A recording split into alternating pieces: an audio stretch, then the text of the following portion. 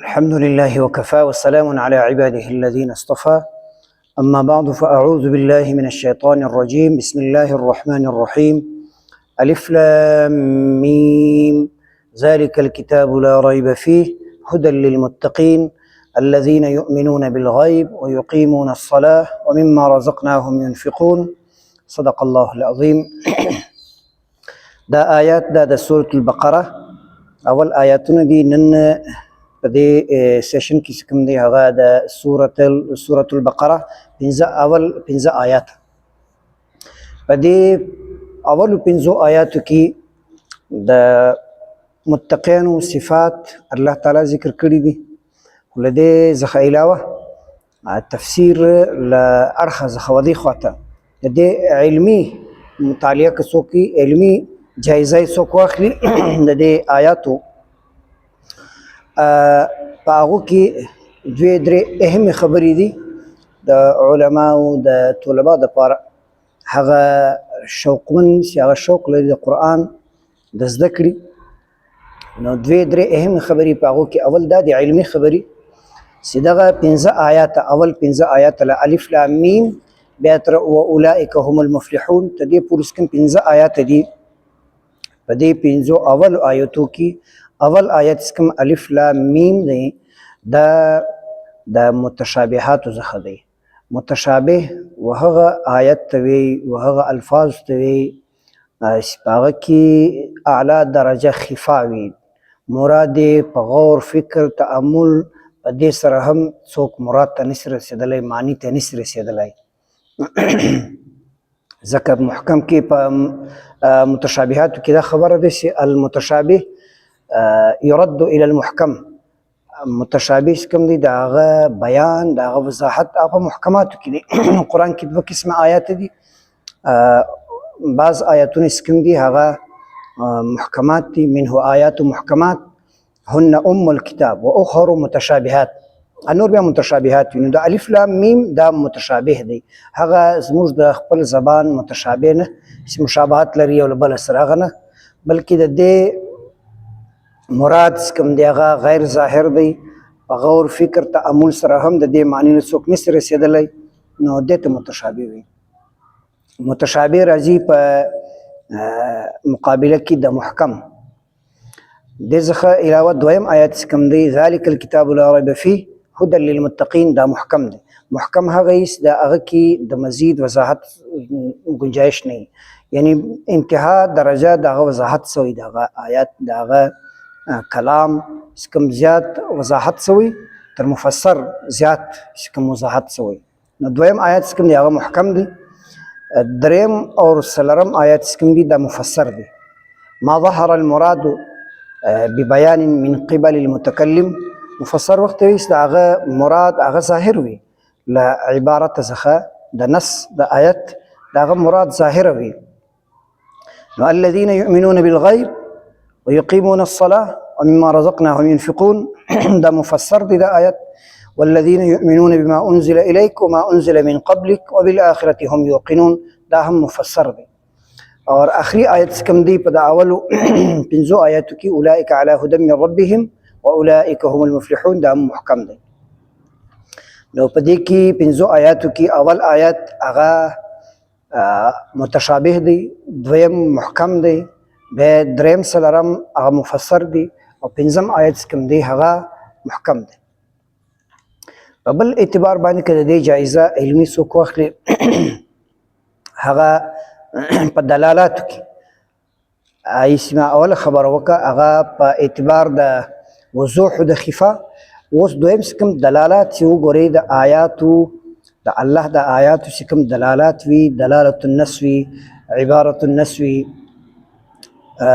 اشارة النص وي، اقتضاء النص وي، د آیات خپل دغه دلالات کوم وي هغو کې اول آیت کوم دی هغه دلالة النص دی.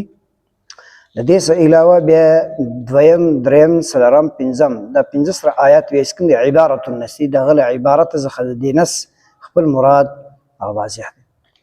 نو هغه عبارة النص دی. اول آیت کوم دی هغه په دلالة النص کې هغه علماو حسابولی.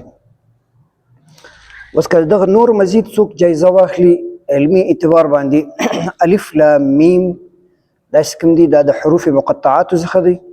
دغه آیت د قرآن کریم د بعض سورتو په شروع کې چې کوم دا الف لام را طه یاسین دا چې کوم حروف دي دا حروف مقطعات دي، یعنی د دې ادایګي الګ الګ جدا جدا هر حرف جدا جدا وي. علم نه دی، الر نه دی، بلکې الف لام میم الف لام را دا هر حرف چې کوم دي جدا جدا به ادایګي به کې او دې ته مقطعات وي. د دې په معنی باندې الله او د الله رسول دا خبر. دویم مجمل دی دغه آیت، د مفسر په مقابله کې دا آیت مجمل دی. په مجمل کې خبره ده الاصل فی المجمل التوقف. په مجمل آیاتو کې توقف کوم دی د دې حکم دی توقف پکې حتی یرید البیان تر څو شي بیان د دې غنی راغلی. نور آیاتو کې یا په سنتو کې د رسول علیه السلام نو تر هغه پورې کوم وي هغه به مجمل وي. نو دا آیت کوم دی دا مجمل هم دی اور متشابه هم دی. متشابه کوم دی الاصل فی المتشابه التوقف، الاصل فی المجمل التوقف حتى يرد البيان. او په متشابه کې دا بل خبر هم د المتشابه يرد الى المحكم، دې بیان کوي غوړي په محکم کې غوړ.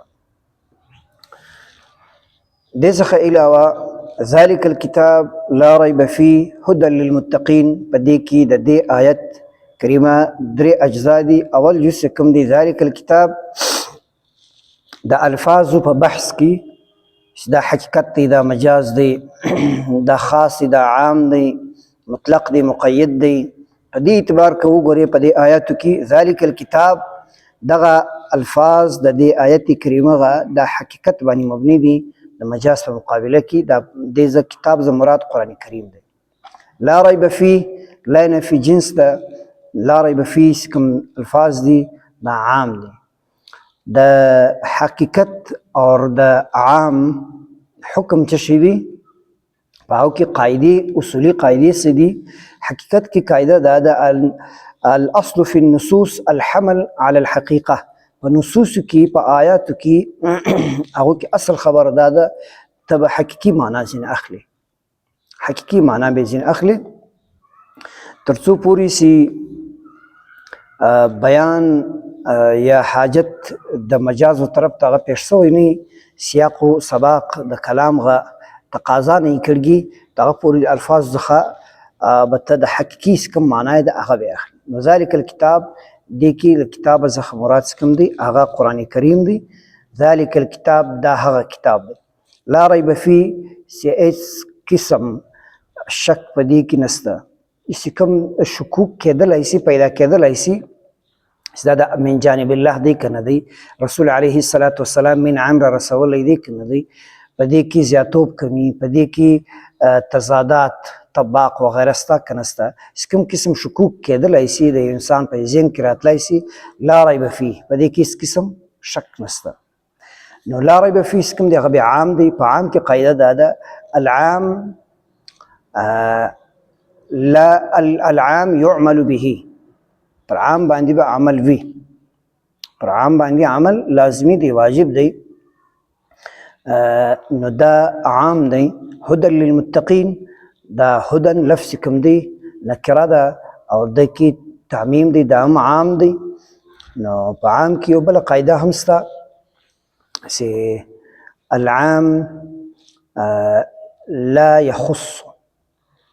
هغه عام کې تخصیص نشي کېدلی، یا دا خبر وکړه چې دا مطلق دی اور مطلق چې کوم دی هغه مقید کېدلی شي او هغه کې عموم نشي پیدا کېدلی. نو هدن مطلق دی اور عام هم دی. د تنوین لوی چې کوم نکره ده عام هم دی، په معنی کې وسعت دی چې دا کې هر قسم هدایت شته قرآن کریم کې. للمتقین په وجه باندې چې کوم دی دا خاصو دا هدایت فایده زیات تر متقین دپاره ده د قرآن عظیم. نو دا متقین لفظ په وجه باندې دا مطلق مقید وګرځېد یا دا عام خاص وګرځېدل. الخاص لا يعم الا بدلیل. چې یو لفظ عام څخه خاص سي اور هغه خاص لفظ بیا که ته عام معنا مراده هغه د دلیل په بنیاد مرادولای شي. نو دلته هدى للمتقین دا هدایت دی د متقیانو لپاره، تخصیص هم د لام په وجه پکښې دی چې للمتقین خاص د متقیانو لپاره. نو دا د یو بل دلیل په وجه باندې ته عام کولی شي. قرآن کې بل ځای هم شته هدى للناس هدى للمحسنین، د یو دلیل پر بنیاد باندې چې هغه د قرآن سوي یا د سنت رسول صلی الله علیه وسلم پرونه کې د تخصیص کېدلی شي، عموم کېدلی شي، په دې کې عموم پیدا کېدلی شي. الذين يؤمنون بالغیب، دا غیب لفظ کوم دی دا مطلق دی، له دې څخه هر قسم غیب مراد دی. ستاره په نظر نه درځي هغه مراد دی. او دویم پر الله باندې، د الله پر ذات باندې، پر آخرت باندې، جنت و دوزخ باندې د مطلق دی، دې څخه تمام غیب مراد دی. پر دې باندې ایمان لري. الذین دا هغه کسان دي د متقیانو صفت بیانوي الله تعالی چې یؤمنون بالغیب، دوی ایمان پر غیب لري. نو د غیب لفظ کوم دی دا مطلق دی. المطلق یجري على اطلاقه ما لم يرد ما يقيده، تر څو پورې د دې تقیید نه سوی، مقید سوی نه، نو مطلق پر خپل اطلاق باندې وي. نو دې څخه تمام غیب مراد دی. ويقيمون الصلاة دا هم مطلق دی، لیکن د بعضو آیاتو په وجه او د بعض د سنتو په وجه باندې په دې کې د مطلق کې تقیید سوی دی، دا مقید سوی دی په ارکانو، په شروطو، په اوقاتو باندې. دا چې کوم قید کې راغلی دی مقید سوی دی، هغه دغه په وجه باندې راغلی دی چې دلیل شته. ومما رزقناهم ينفقون، مما عامده، نو ځکه له رزق څخه تمام صورتونه د رزق مراد دی. هغه که په مال دی، هغه که وخت دی، هغه که طاقت دی، که علم دی. نو مما د عموم له وجه څخه چې ما عامه ده، نو رزق څخه هر قسم رزق مراد دی. مما رزقناهم که موږ دوی له په رزق ورکړي، ينفقون دوی خرچوي، هغه که مال وي، که علم وي، هغه که طاقت وي، هغه که وخت وي. دا مما د عمومیت په وجه باندې دا ګردې معنا اخیستل کېدلی شي. لیکن په بعض آیاتو کې بیا له دې رزق څخه هلته بیا کوم دی ينفقون څخه بیا کوم دی هلته زکات، هلته نور مالی صدقات هغه مراد کېدلی شي. دلته عموم پکښې دی. والذین یؤمنون بما انزل الیک وما انزل من قبلک، او دا هغه کسان دي چې ایمان لري بما انزل، چې کوم نزول سوی دی، د کومو احکامو، د کومو قصصو، د کومو وعد وعید بشارتوغه دا په دې باندې ایمان لري. دا د مؤمنانو صفت دی. بما انزل الیک، کوم نازل سوي دي وتا ته ای محمد صلی الله علیه وسلم، پر هغه باندې ایمان لري. نو د ما د عموم له وجې څخه تمام احکام، تمام د شرعي احکام، دغه رنګه د قرآن قصص، آیات، وعد وعید، دغه د مراد. وما انزل من قبلک، دې کې ما عامه ده. ما انزل من قبلک ستر حضور علیه الصلاة والسلام کوم احکام نازل سوي دي مخکې، او کوم قصص دي، کوم د انبیاء تذکره ده، پر هغو باندې ایمان لري. کوم صحف دي، کتابونه دي د الله له طرف کوم نازل سوي دي مخکې پر انبیاء باندې، وحي دي، پر هغو باندې ایمان لري. وبالآخرة هم یوقنون، پر آخرت باندې دوی یقین لري. اولئک علی هدى من ربهم، دا کسان پر هدایت دي د خپل رب له طرفه. او اولئک هم المفلحون، او دا کامیاب دي.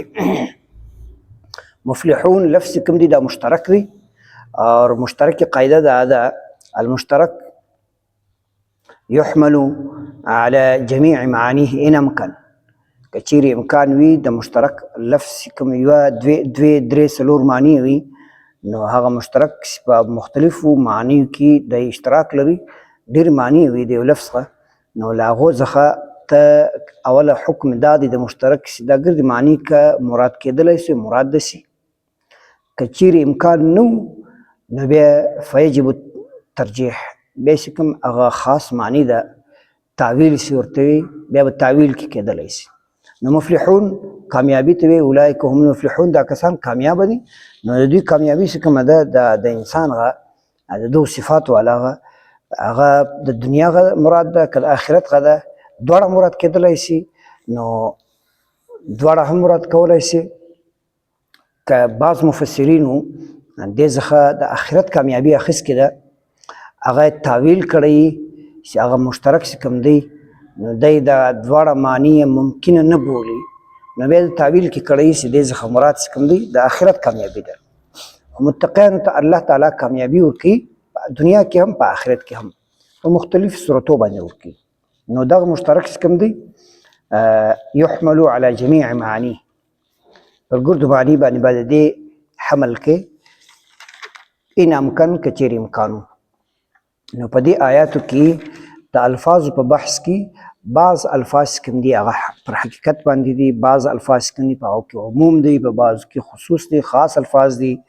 او د هر یو خپل حکم دی بعض مطلق دي بعض مشترک پکې دي د دې نشاندهي ما بس مختصر وکړه د ځخه علاوه کچيري په دې کلام کې په دې اولو 15 آیاتو کې یو انسان څه غور فکر سوچ وکړي د علم معانی پر بنیاد باندې په دې الفاظو کې ډېر گهره اعجاز پروت دی او کې خبره ده د سي ذلك الكتاب لا ريب فيه په دې کې خبر دی یعنی الله فرمایي دا هغه کتاب دی په دې کې ذره برابر شک نشته نو دا یو خبر یو اطلاع وسته چاته ورکی په بل اعتبار کوته غره تحدي چیلنج هم پکښه دی لا ريب فيه په دې کې هیڅ قسم شک نشته دا یو قسم چیلنج دی تمام انسانیت له سوی ګوره د انسانانو کتابونه او زما کلام وګوره نو دغه چیلنج په وجه باندې په دې کې انشاء هم پیدا سوله هدى للمتقين په دې کې قصر دی قاف صاد درې قصر هغه تخصیص دی په دې کې قصر هم دی د علم معنی د کوم اصطلاحات دي الذين يؤمنون بالغيب ويقيمون الصلاة ومما رزقناهم ينفقون په دې آیت کې کوم دی ایجاز دی اعجاز نه ایجاز دا یو اصطلاح ده د علم معنی ایجاز کم الفاظو کې زیات بیان پروت زیات وضاحت پروت نو په دې کښنی آیت کې مختصر آیت کې الله تعالی د عقاید بحث هم کړی دی د عبادت هم کړی دی د معاشره د حقوق خبره هم کړی ده چې د معاشره قیام د پاره دا شی ضروری دی چې انفاق وي خپل مال علم طاقت خپل دولت دا د نور انسانانو لپاره صرف کول په دې آیت کې ایجاز پروت دی د دویم آیت چې کوم دی والذین یؤمنون بما انزل الیک وما انزل من قبلک په دې کې اوله خبره ده چې ما ثبت في الشرائع السابقه فهو شريعه لنا کوم مخکې سابقه شریعتونه دي هغه زموږ لپاره هم شریعت دی کوم قرآن کې الله بیان کړی دی ولم ينسخ منسوخ سوی نه الله نه منسوخ کړی په قرآن کې داغو بیان راغلی نو هغه د مخکې سابقه شریعت او احکام واقعیتي او کوم سبق وي کوم واعظ نصیحت وي هدایات وي هغه زموږ لپاره هم شریعت دی اور بل د علم معانی غ طباق ورته هغه په دې آیات کې ستا طباق هم دی اطباق هم دی مقابله هم ده يؤمنون بما انزل اليك وما انزل من قبلك مقابله ده یعنی یو دا اوس وحی زموږ په موجودګي کې زموږ په حضور کې قرآن موجود دی دا وحی دی یو مخکې وحی دی نو یو د بل مقابل موجوده سابقه ودغه یو ترم یو اصطلاح ده مقابله وي اور بل په دې کې اطباق هم ستا د الفاظ تقدیم و تأخیر کی داسې تقدیم تأخیر کې په الفاظو کې داغه په وجه باندې په الفاظو کې زیاته معنی پیدا شي په الفاظو کې سختی پیدا شي په الفاظو کې یو قسم تخصیص پیدا شي او بالآخرة هم یوقنون پر آخرت باندې خاص دوی یقین لري نو دا هم لفظ لوجه ځخه کوم دی دا اطباق دی نو په دې وجه په دې الفاظو کې کوم دي ډېر زیات دغه پروته معنی پرته د الفاظ کې تقدیم تاخیر په وجه باندې معنی کې زیاتوب راغلی دی اطباق دی. اور لدې سره په دې آیاتو کې الله تعالی په دوو آیاتو کې د انسان تمام د زندگی خلاصه الله بیان کړی دی. الذين يؤمنون بالغیب ويقيمون الصلاة ومما رزقناهم ينفقون. په دې آیت کریمه کې الله تعالی د عقاید یؤمنون بالغیب د عقاید خبره کړې ده چې د عقاید خلاصه ده. دویم اقامت الصلاة د عبادات خلاصه. انفاق فی سبیل الله خبره د معاشري د حقوق الله کړی ده. دا درې د انسان د زندگی اهم خلاصه. په باطن کې الله سره تعلق پیدا کول، په ظاهر باندې په عبادت باندې اور په عمل باندې په مال باندې په طاقت باندې په دې باندې الله سره تعلق هغه انفاق فی سبیل الله. والذین یؤمنون بما انزل الیک وما انزل من قبلک. یو خبره ده د نبی علیه الصلاة والسلام د ختم رسالت د ختم نبوت یو واضح دلیل دی. الله فرمایي مؤمنان متقیان هغه دي چې ایمان لري پر دې قرآن باندې او پر هغه وحی باندې هغه کتابو باندې صحیفو باندې چې هغه نازل شوي دي من قبلک مخکې ترتا حضور علیه السلام چې مخکې ترتا کوم وحی راغلی دي پر هغو ایمان لري. دلته خبره ختمه شو. که چیرې یو بل پیغمبر یا بل نبی راتلای امکان یې ولای نو دا خبره به الله ضرور موږ ته راشول کړی چې ومن بعدک وما انزل من بعدک. ما انزل من بعدک الفاظ نسته په دې ځای باندې کلام مکمل سو تام دی پوره دی. نو دا خبره چې نبی علیه الصلاة والسلام ته الله وکړه چې د متقی صفت هغه دا وي چې هغه پر ستا پر دغه وحی باندې قرآن باندې چې تا سره دی ما پر تا نازل کړی پر دې ایمان لري او پر مخکې سابقه وحیو کتابو صحیفو باندې ایمان لري. اور دا بیا نه دی ویلي چې تا وروسته چې کوم نبي راځي تا وروسته چې کوم وحی راځي تا وروسته چې کوم یو کتاب راځي پر هغه ایمان لري. دا خبره الله نه ده. دې څخه د حضور علیه الصلاة والسلام رسالت ختم نبوت د عقیده ډېر واضح ده او دا د عبارة النص څخه واضح ده.